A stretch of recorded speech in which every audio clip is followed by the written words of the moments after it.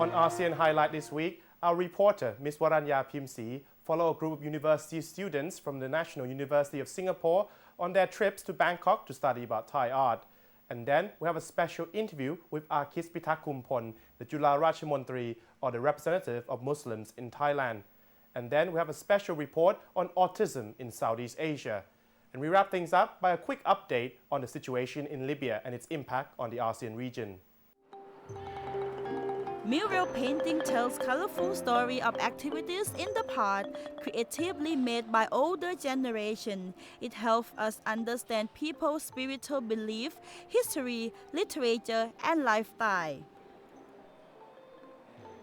Last week, 31 undergrad students from National University of Singapore who study Thai art traveled to Thailand to study mural painting of the Rattanakosin period. The 7-day visit was considered a part of their learning. Singapore, as one of ASEAN member countries, has become the world's first country to offer study program in Thai art. Thai mural painting or Thai art is a window into history.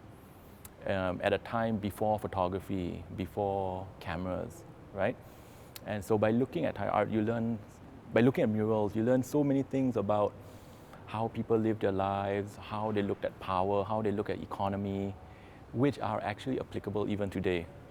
These students were not only given opportunities to learn about the Thai origin through the antique paintings. The artwork, on the other hand, have become a medium for students who wish to learn about Thai society and culture. Eve Yo, a student majoring in mass communication and new media, said upon her arrival in Bangkok for the first time that she saw this as a good opportunity to look at Bangkok through the mural painting. Paintings, we see all the everyday life, and we see how artists actually depict them to be so interesting. I think, in a sense, it tells us how the Thais would actually, take things easy, put a humorous side to it. So I think that it's a very interesting, thing to study about also.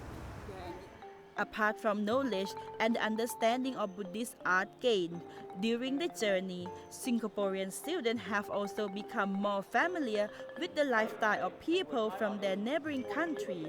in preparation of ASEAN becoming integrated into one community. Well, because if the students are from Singapore and they've never experienced Thai art, and then they learn Thai art, they're learning a new culture, a new ASEAN culture, and that actually brings the two together. You don't just learn Thailand, you don't just learn about Thailand, right? You learn about the Buddhist world in Southeast Asia. So you can apply it to Laos, Cambodia, Burma. And it also helps in shaping the way students look at the society around them, the world around them. Mural painting do not only reflect Thai culture, they also reflect the people's view of Theravada Buddhism in other ASEAN countries such as Myanmar, Laos, and Cambodia, where people of different races can learn. Coming from various backgrounds, citizens of ASEAN countries are expected to learn about their similarity and differences, as well as develop a mutual sense of ownership and pride toward ASEAN's cultural heritage. Chularachamontri, Thai News Agency, reporting for ASEAN TV.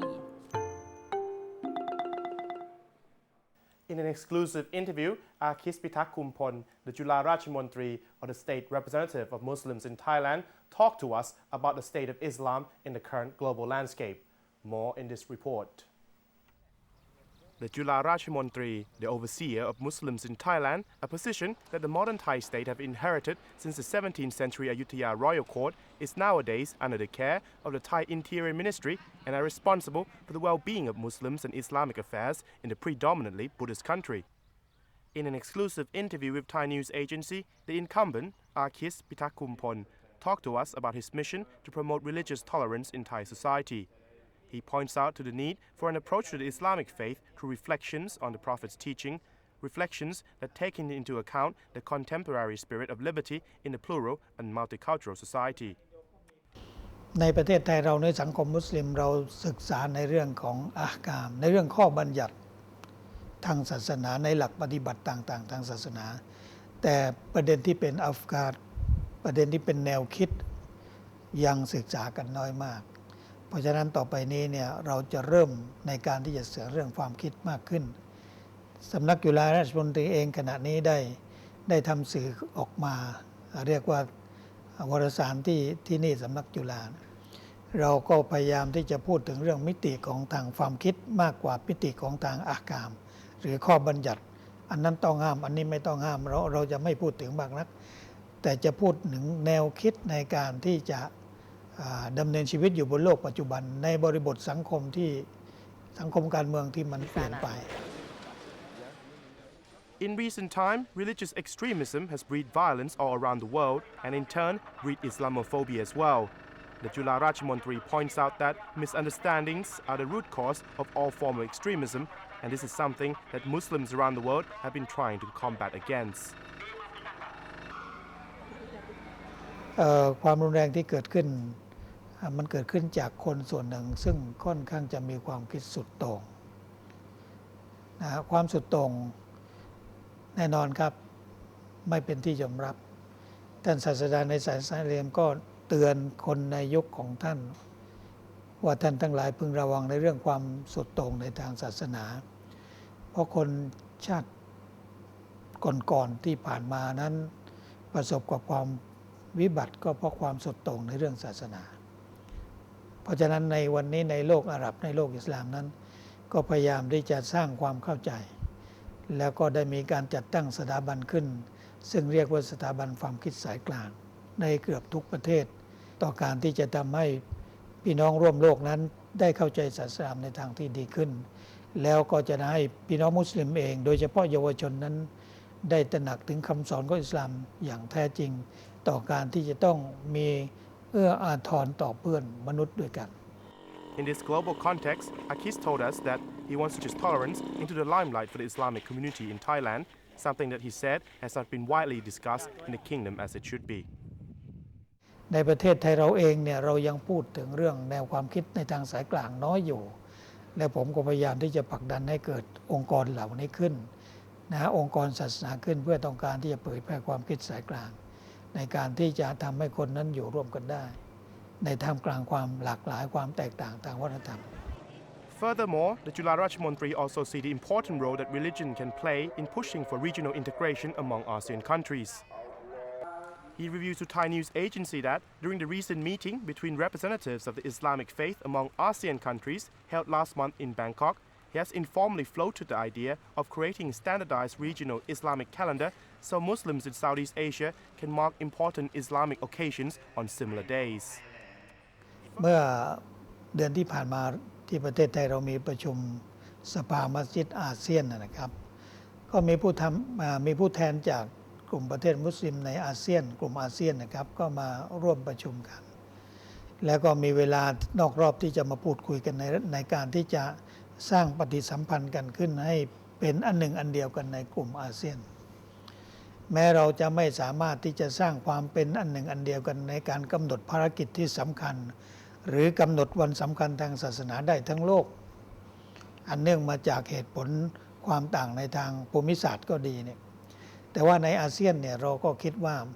มันก็ต้องน่าที่จะทำอะไรเหมือนกันกำหนดกิจกรรมสำคัญที่เป็นอันเดียวกันแล้วก็วันสำคัญทางศาสนาก็น่าจะตรงกันเหมือนกันทั้งกลุ่มประเทศอาเซียนทั้งหมดหรืออาจจะทั้งเอเชียด้วยซ้ำไป Furthermore, he points out to the need for ASEAN government to create better cooperation and coordination among all religious organizations in the region, a move that could further strengthen regional integration. ผมคิดว่าคงจะต้องหาโอกาสที่จะไปพูดคุยกับทางอินโดนีเซียให้เป็นเจ้าภาพหลักในการที่จะเชิญผู้นำทางศาสนาทั้งหมดในกลุ่มอาเซียนมาพูดคุยกันเพื่อกำหนดอะไรที่ต้องการให้มันเป็นแนวเดียวกันเหมือนกันเพื่อต้องการให้เห็นความเป็นเอกภาพขณะนี้ในอาเซียนเรามีปฏิสัมพันธ์กันในทางสังคมในทางเศรษฐกิจในทางการเมืองแต่เหลือมิติเดียวที่ยังไม่ได้พูดถึงก็คือมิติทางวัฒนธรรม Like many other parts of the world, Southeast Asia is also plagued by many problems of religious extremism and misunderstandings. By taking small steps towards forging a sense of unity and greater level of dialogues among people of different faiths as suggested by the Chularachamontri, ASEAN can perhaps play some role in the global quest to promote the message of religious tolerance to secure a better future for humanity.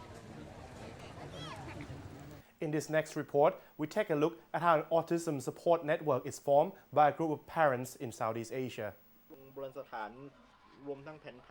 Last week, Thai news agency reports a story on Sham, a graduate student who reads archaeology at Mahidol University and who is expected to be the first Thai person with autism to complete graduate school in the kingdom. This story provides an example of how, with good support from parents, teachers and education institutions, as well as the willingness of Sham himself, has enabled him to do what he loves and excel at it to the level of higher learning. Nevertheless, autism, a social condition that hampered social interaction and communication between the persons with autism with the wider community, is not well understood by Southeast Asian societies. Many parents of persons with autism also voiced this concern at a meeting of parent groups of persons with autism hosted by the Asia Pacific Development Center on Disability, or APCD, in Bangkok late last year, that the issue of autism is not systematically and properly addressed by governments in this region. Nevertheless, government supports are there, and some of the participants reviews how they have been trying to improve the livelihood of persons with autism. အခုတော့ကျွန်တော်တို့ရန်ကုန်မှာ special school က6ခုပဲရှိပါတယ်six number of special school in Yangon ကျန်တဲ့ကလေးတွေကကျွန်တော်တို့မြန်မာနိုင်ငံမှာအများကြီးရှိပါသေးတယ်ကျန်တဲ့ကလေးတွေအဲ့ကလေးတွေကိုကျွန်တော်တို့ကသူတို့ဉာဏ်မြင့်လာအောင်ဆိုပြီးကျွန်တော်တို့ကလုပ်ဖို့လိုပါတယ်အကြောင်းအနေနဲ့မလုံလောက်ပါဘူးအဲဒါကြောင့်ကျွန်တော်တို့ကမိဘတွေကိုဒီ family support network ဆိုပြီးတော့အတိပေး network လုပ်ခြင်းဖြစ်ပါတယ် Other parents also see the need for a regional approach in forming a social support group as the base for coordinating assistance and advice, as well as information sharing among parent groups of persons with autism across the ASEAN region. In the ASEAN region,